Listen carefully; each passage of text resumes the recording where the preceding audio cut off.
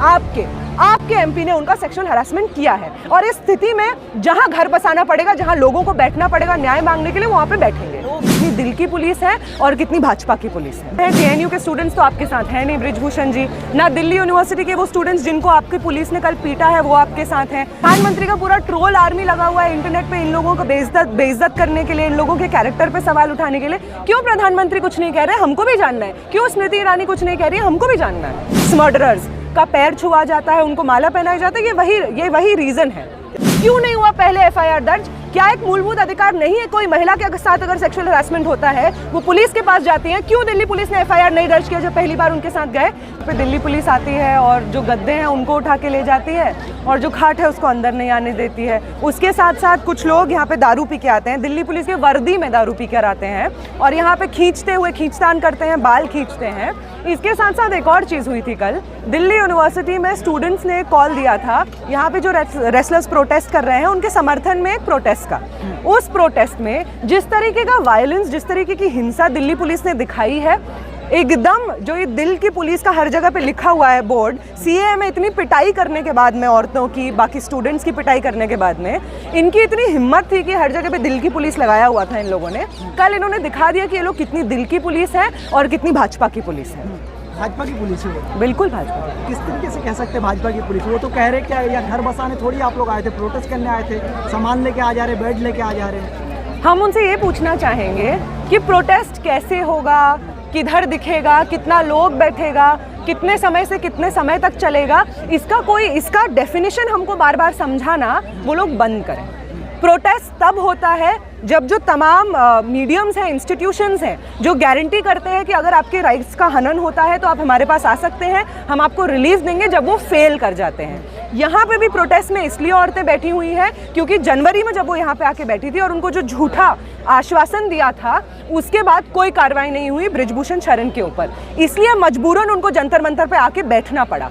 उन औरतों को जिनको कायदे से अभी ट्रेनिंग होना चाहिए, वो लोग ट्रेन कर रहे होने चाहिए अपने अलग अलग चैंपियनशिप्स के लिए आराम से, क्यों उनको यहाँ पे बैठना पड़ रहा है? क्या ये सवाल नहीं है? यहाँ पे रात में बैठी हुई है, घर क्यों बसा लिया, इसका क्या मतलब है? आप उनका घर तोड़ रहे हैं। जिस कुश्ती के लिए वो अपना पूरा जिंदगी संघर्ष करते रहे हैं, जिस कुश्ती को उन्होंने पूरा अपना जवानी दे दिया है, वो कुश्ती आज वो नहीं कर पा रहे हैं क्योंकि आपके एमपी ने उनका सेक्सुअल हरासमेंट किया है। और इस स्थिति में जहां घर बसाना पड़ेगा, जहां लोगों को बैठना पड़ेगा न्याय मांगने के लिए, वहां पे बैठेंगे। की अखाड़ा और हरियाणा के कुछ एक ही परिवार के लोग हैं, बाकी सब मेरे साथ है प्रदेश में। ब्रिजभूषण शरण के साथ में हम भी देश का हिस्सा हैं। जेएनयू के स्टूडेंट्स तो आपके साथ हैं नहीं, ब्रिजभूषण जी, ना दिल्ली यूनिवर्सिटी के वो स्टूडेंट्स जिनको आपकी पुलिस ने कल पीटा है वो आपके साथ हैं, ना जामिया के स्टूडेंट्स जो यहाँ पे आए हुए हैं। पहलवान भी यहाँ पे आए हुए हैं, तमाम हर जगह से पहलवान आए हुए हैं, पंजाब से आए हुए हैं, हरियाणा के अलग अलग अखाड़ों से आए हुए हैं।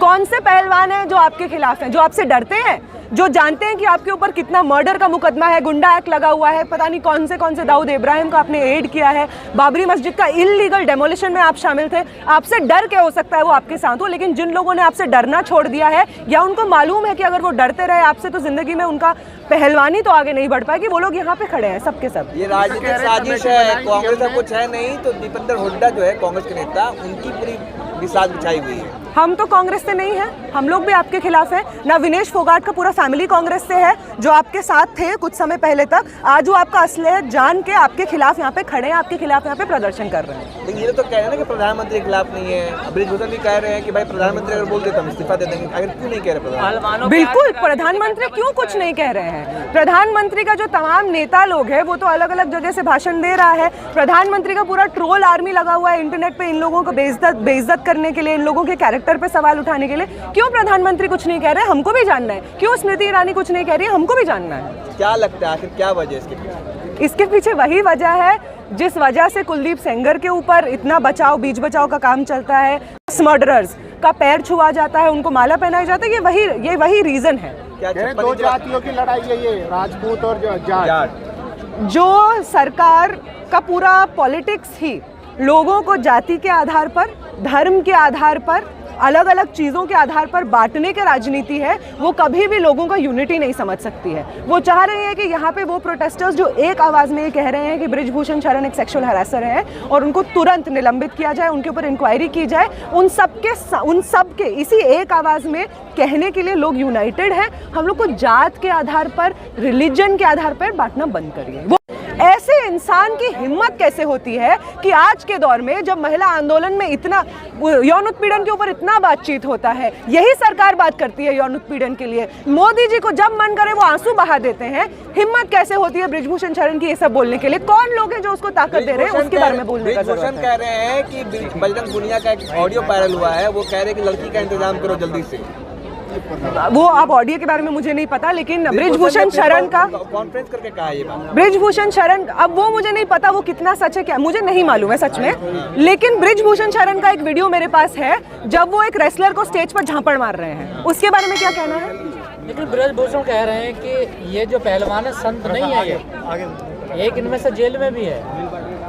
सर आप पे बहुत 40 मुकदमे हैं, आप भी संत नहीं है, तो बदनाम कोई कब, मतलब कैसे होता है? बदनाम कोई तब होता है जब सेक्सुअल हरासमेंट हुआ है, ये आवाज़ उठती है, या सेक्सुअल हैरेसर्स को आप अपने पार्टी में, अपने पॉलिटिकल ऑर्गेनाइजेशन में जगह देते हैं, तब बदनाम होता है। आपको बदनामी का इतना डर है तो अपने पॉलिटिकल ऑर्गेनाइजेशन में जितने रेपिस्ट, मर्डरर, जेनोसाइड करने वाले, मुसलमानों की हत्या करने वाले लोग हैं उनको हटा दीजिए, नहीं होंगे बदनाम। लोग आपको शाबाशी देंगे कि आप तो स्टैंड ले रहे हैं, आप चाहते हैं कि एक बेहतर देश बने, लोग आपस में भाईचारे से रहे, ये लोग आपके बारे में कहेंगे, मत होने दीजिए अपने आप को बदनाम। राजनीति कर रहे हैं, आगे चल के विधायकी का चुनाव लड़ेंगे हरियाणा में लोग। कौन है ये लोग? राजनीति तो आप भी कर रहे हैं, आप क्यों नहीं हट जा रहे हो? आपके ऊपर जब इतना सारा केस है, राजनीति करने का क्या मतलब है? जब किसी के मूलभूत अधिकारों का हनन होता है और वो अपने अधिकार मारने के लिए जाता है, उसको आप राजनीति कहेंगे? या वो इंसान जो कह रहा है कि अरे हम भी बांट देंगे, हम तो 2 हिस्सों में बांट देंगे, अपना आंदोलन खड़ा कर देंगे, हमारे पास बहुत सपोर्ट है, वो राजनीति कर रहा है? सत्ता पक्ष का ये कहना है ना कि यहाँ पर योगी मुर्दाबाद और मोदी मुर्दाबाद के नारे क्यों लगे? अगर यौन शोषण के लिए लोग यहाँ पर सपोर्ट करने आ रहे हैं तो फिर यहाँ राजनीतिक नारा क्यों लगाया जा रहा है? राजनीतिक नारा इसलिए लगाया जा रहा है क्योंकि बृजभूषण शरण एक राजनीतिक पार्टी से आते हैं। वो लोग जो बृजभूषण शरण को अपना पार्टी का हिस्सा बता के उनको एमपी के सीट दिलवाए हैं, वो लोग एक राजनीतिक पार्टी से आते हैं।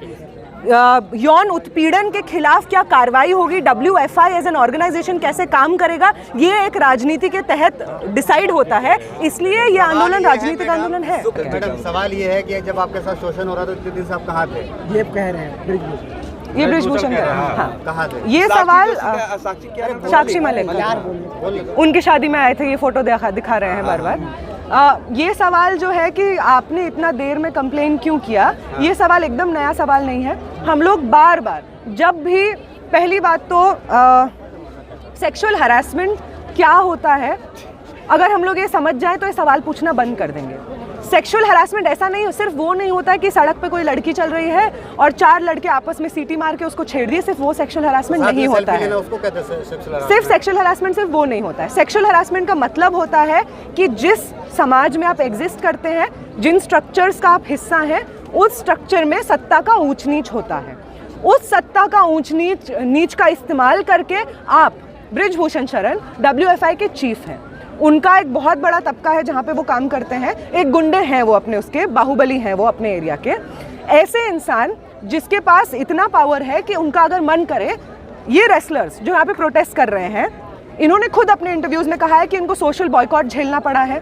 इनको जो तमाम उसके लिए बुलाया जाता था, फेलोशिप्स, ट्रेनिंग प्रोग्राम्स के लिए, वो नहीं बुलाया जा रहा है, लोग इनसे बात नहीं करना चाह रहे हैं। इनको ये तक बोला गया है कि तुम्हारे परिवार का वो इंसान उस रास्ते से जाता है, हमें पता है, देख लेना कहीं कहीं उसकी मौत ना हो जाए, ये सब उनको बोला गया है।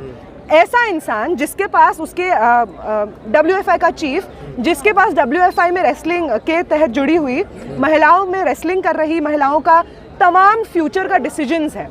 कौन महिला कौन से चैंपियनशिप में, कौन महिला कौन से चैंपियनशिप में खेलेगी, कौन महिला को कितना पैसा मिलेगा, कौन महिला को किसके साथ भेजा जाएगा, कौन से रूम में रुकवाया जाएगा, ये सब डिसीजन WFI का चीफ उसमें इन्वॉल्व है। अगर कोई महिला WFI के चीफ के खिलाफ एकदम से आंदोलन खड़ा कर देती, बोल देती कि इसने मुझे किया है, तो वो उसको साइडलाइन कर देता, जो कि आज इनके साथ हो रहा है। ये पूछने के बजाय कि इतने दिन चुप क्यों नहीं थी, ये पूछना चाहिए कि क्यों WFI में, क्यों WFI उन औरतों का नाम है, जो इंक्वायरी हुई है वो औरतें जाके टेस्टिमनीज दी हैं। तो सेक्सुअल हरासमेंट ऐसे काम करता है। सेक्सुअल हरासमेंट काम करता है जब एक ताकतवर पुरुष के हाथ में अपने अंडर काम कर रही हर महिला का पूरा फ्यूचर होता है, पूरा जिंदगी होता है। ऐसे स्थिति में महिलाओं का उस आदमी के खिलाफ बोलना कितना मुश्किल होता है, ये हमें समझना चाहिए। जितना सेक्सुअल हरासमेंट, रेप का केसेस आता है, वो फैमिली के, उसमें से ज्यादातर केसेस फैमिली के अंडर आता है। मोदी जी कैसे हो गए? उसके जिम्मेदार मोदी जी इसलिए है क्योंकि आप मोदी जी पे थोप दो। मोदी जी पीएम बने हैं ना, ऐश करने के लिए बने हैं या जनता को जवाब देने के लिए बने हैं? अगर उनके पार्टी से चुना हुआ एमपी एक सेक्सुअल हरासर है तो उस पर कौन इंक्वायरी करेगा, उस पर कौन एक्शन लेगा? हम लोग तो ले नहीं सकते, हमारे पॉलिटिकल पार्टी से तो है नहीं, मोदी जी को ही लेना पड़ेगा। स्मृति ईरानी को कैसे दर्ज हुआ? यहाँ पे इतना बैठ के रोना पीटना करना पड़ा, कोर्ट में जाना पड़ा, तब जाके एफआईआर दर्ज हुआ। क्यों नहीं हुआ पहले एफआईआर दर्ज? क्या एक मूलभूत अधिकार नहीं है? कोई महिला के साथ अगर सेक्सुअल हरासमेंट होता है वो पुलिस के पास जाती है, क्यों दिल्ली पुलिस ने एफआईआर नहीं दर्ज किया जब पहली बार उनके साथ गए?